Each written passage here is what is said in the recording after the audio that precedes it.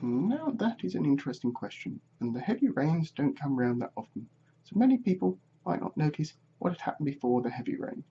Except, I suppose, Farmer and a few others. Most would not be interested. Yes, but I do believe each time before the heavy rains we do have a hot, dry spell. Indeed, it's probably this that led Farmer and the leader to know we're in for a storm and make the preparations. So that means that the hot, dry spell, followed by heavy rains, are part of a predictable weather pattern which are repeated on a regular basis.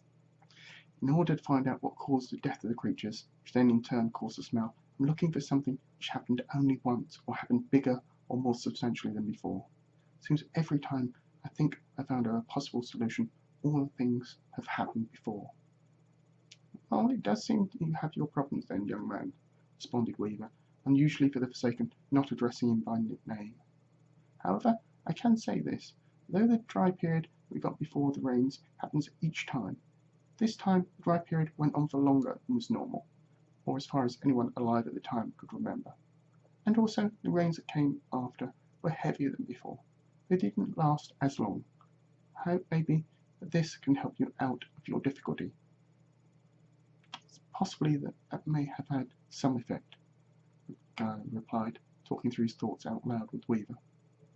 A longer dry spell may have meant in some parts the streams and rivers may have run dry or been silted up, causing some form of blockage that allowed a build-up of something in the river to occur. Then, when the rains came, whatever it was then washed down in streams to the sea in concentrations of whatever it was and had some effect on the life in the sea.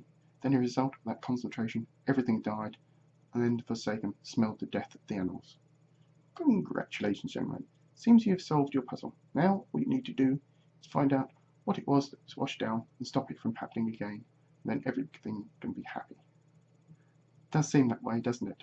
Gala responded somewhat despondently. It's only one problem. The timeline doesn't fit. There's too long a gap between the things being washed down into the streams, then down into the oceans, and then everything dying. If it was a direct reaction to whatever was washed down, the animals would have died almost instantly, and smell would have been detected shortly afterwards.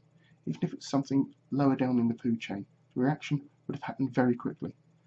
Now I'm missing some part of the problem.